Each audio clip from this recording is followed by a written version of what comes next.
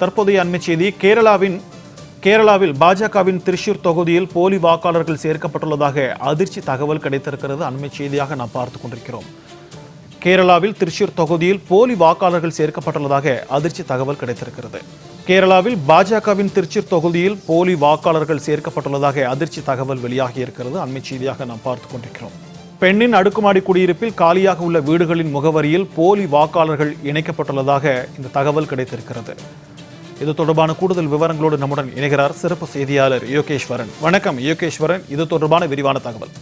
சிக்கந்தர், சமீபத்துல நாடு முழுவதுமே போலி வாக்காளர்கள் விவகாரம் என்பது அரசியல் அழுத்தமாக மாறி இருக்கக்கூடிய நிலையில ஒவ்வொரு மாநிலங்களில் இருந்தும் இப்போது போலி வாக்காளர்கள் எங்களுடைய வீட்டிலும் பதிவு செய்யப்பட்டிருக்கிறார்கள் என்ற குரல் என்பது ஒலிக்க தொடங்கி இருக்கிறது. இந்த அடிப்படையில் தான் கேரள மாநிலம் திருச்சூர்ல இருக்கக்கூடிய ஒரு அடுக்குமாடி குடியிருப்பில் இருக்கக்கூடிய வசிக்கக்கூடிய நபருக்கே தெரியாமல் 9 பேர் போலி வாக்காளர்களாக சேர்க்கப்பட்டிருக்கிறார்கள் என்ற ஒரு பரபரப்பான ஒரு குற்றச்சாட்டை முன்வைத்திருக்கிறார். மிக முக்கியமாக 2024 மக்களவை தேர்தல் நடைபெற்ற போது கேரள மாநிலத்துல பாரதிய ஜனதா கட்சி வெற்றி பெற்ற ஒரே ஒரு மக்களவை தொகுதி என்றால் திருச்சூர் மக்களவை தொகுதிதான்.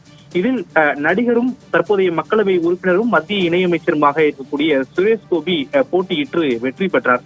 இந்த நிலையிலே சமீபத்துல தேர்தல் வாக்காளர் முறைகேடு தொடர்பாகவும் போலி வாக்காளர்கள் தொடர்பாகவும் தேசிய அளவில் எதிர்க்கட்சிகள் இந்த பிரச்சனைகளை எழுப்பி வரக்கூடிய நிலையில சிபிஎம் உள்ளிட்ட கட்சிகள் கேரள மாநிலத்துல பாஜக வென்றிருக்கக்கூடிய திருச்சூர் தொகுதியிலும் இது போன்ற போலி வாக்காளர்கள் சேர்க்கப்பட்டார்கள் என்ற குற்றச்சாட்டை சமீப நாட்களுக்கு முன்னதாக வைத்திருந்தார்கள். இந்த நிலையிலே இதற்கு மேலும் வலு சேர்க்கக்கூடிய வகையில கேரள மாநிலம் திருச்சூர்ல இருக்கக்கூடிய பூங்குன்னம் அப்படின்ற பகுதியில் இருக்கக்கூடிய கேபிட்டல் வில்லேஜ் அப்படின்ற ஒரு அடுக்குமாடி குடியிருப்புல 9 போலி வாக்காளர்கள் சேர்க்கப்பட்டதாக அந்த அடுக்குமாடி குடியிருப்பினுடைய உரிமையாளர் தெரிவித்திருக்க, சிலர் இந்த அடுக்குமாடி குடியிருப்பில் இருக்கக்கூடிய வாக்காளர்கள் சரிபார்ப்பு பணிக்காக தன்னை தொடர்பு கொண்ட போதே தன்னுடைய வீட்டில் 9 பேர் இது போன்ற போலி வாக்காளர்களாக சேர்க்கப்பட்டிருக்கிறார்கள் என்ற விவரம் தனக்கு தெரிய வந்தது. மேலும் அதிர்ச்சி அளிக்கிறது என்று கேரள மாநில ஊடகங்களுக்கு அவர் இந்த தகவல்களை வழங்கியிருக்கிறார். இது மட்டுமல்லாமல் தன்னுடைய குடும்பத்துல 4 பெரியவர்கள் 2 சிறியவர்கள் இருக்கிறோம்.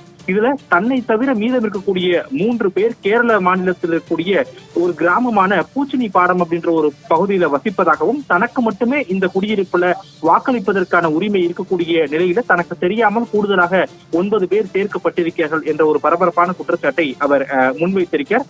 இந்த குற்றச்சாட்டை தொடர்ந்து எதிர்க்கட்சிகள் பலரும், குறிப்பாக சுரேஷ் கோபியை எதிர்த்து போட்டியிட்ட வேட்பாளர்கள் அனைவருமே இந்த தேர்தல் முறைகேடாக நடைபெற்று வெற்றி பெற்றிருக்கிறார் சுரேஷ் கோபி என்ற ஒரு குற்றச்சாட்டை முன்வைத்திருக்கிறார்கள்.